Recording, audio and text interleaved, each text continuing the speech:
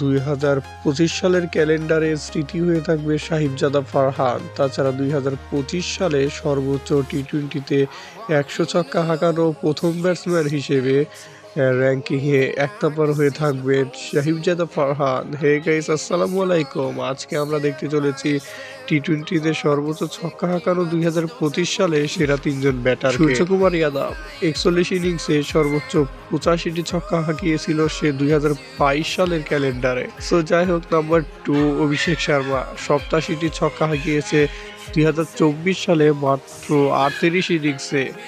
And number 1, the topper Sahibzada Farhan smart look like.